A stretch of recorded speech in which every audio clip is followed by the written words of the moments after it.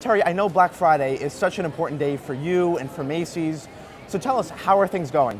You know, so far so good. I was here last night when we opened the doors at 6 p.m. and we had a record crowd. I'm here every time we open it on Black Friday or early Thursday. I've been here at the opening with our employees, and I've never seen a crowd as big as the crowd last night. I stood at the front door for 20 minutes, and I finally left because the crowds never stopped coming through the doors all morning long. I left only to walk through the rest of the store, but so far so good. Quite a big response, and you can see the store right now here into the Black Friday morning is still very, very busy. Now, yesterday on Thanksgiving Day, you guys opened at 6 p.m. That was 2 hours earlier than last year. So why did you open earlier, and what's your response to those who say, shouldn't your employees be able to spend Thanksgiving Day with their families? You know, I got my response. First of all, I always try to do what the customer wants us to do. And based on the response from our customers here last night, they clearly wanted our stores to be open. I mean, it was crystal clear. You don't have to come, and they chose to come, and with record crowds. So that's the first answer. And the second answer is, in our case, and I don't think this is true for every retailer, but in our case, our employees don't have to work on Thanksgiving. They volunteer to work because I have 176,000 employees normally. I hire an additional 85,000 employees just for November and December with the idea that if they would like to work for our company, they're going to work on those peak holiday periods when we are open. And so they are hired. They don't have to take the job, but if they do take the job, they're hired with that intent.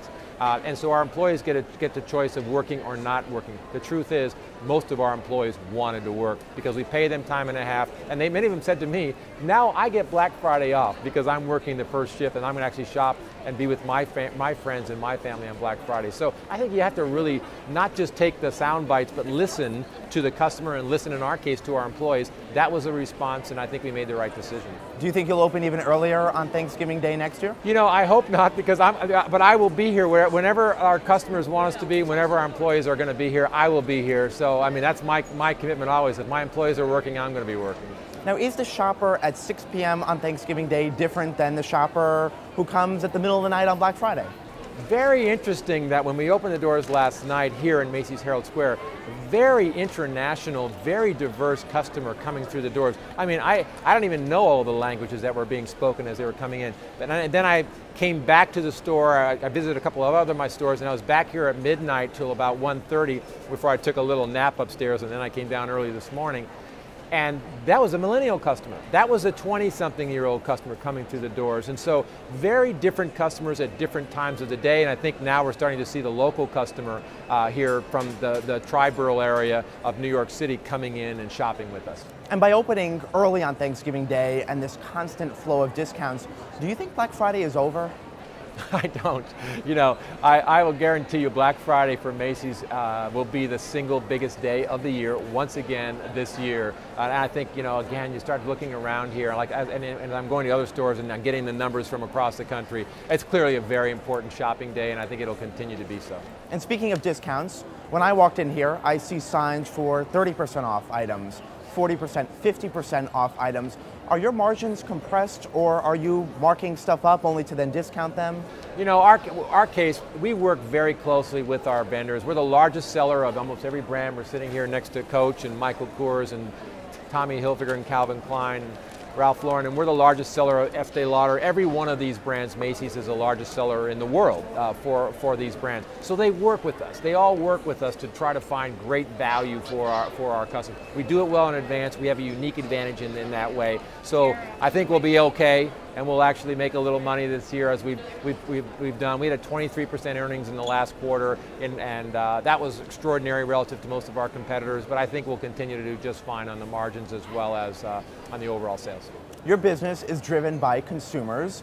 We've seen the unemployment situation make significant improvements, and then more recently, gas prices have gone down, so people have more money to spend. What's your take on the state of the American consumer? You know, the economy really hasn't rolled along, and even if GDP numbers have improved a little bit, it's mostly because people are buying health care and spending more on health care, and they're spending more certainly in technology and downloading apps and having, you know, their programs, television or otherwise, streamed to them. That's all costs money. That's where the people have been spending their money. So those things are not really driving jobs and creating jobs. What I'd like to see is more retail spending, because consumption is the biggest part of GDP. And when consumption of products like ours, discretionary products, are selling, that means more real jobs are being placed in America. Retail is the single largest employer in America, and so that's what I would like to see more of. To your point, I think that the fundamentals are in place for that to begin to turn and to begin to be positive, but I'd like to see it clearly in the fourth quarter leading into first part of 2015, but I think it's in place for that to happen. And speaking of next year, 2014 certainly was a good year for Macy's. Your stock is up 19% so far this year. Are you feeling good heading into 2015? I am, but for the last 4 years, Macy's Inc. has grown by $4.4 billion without really adding a lot of stores. That's because of our strategy, that's because of our people. I mean, that's really all about that. So we've clearly been taking market share.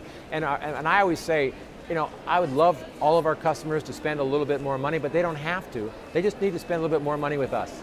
And if they do that, we'll continue to grow, continue to take market share, and that's what we're focused on, winning against all of our competitors. Terry, thanks so much for your time. My pleasure.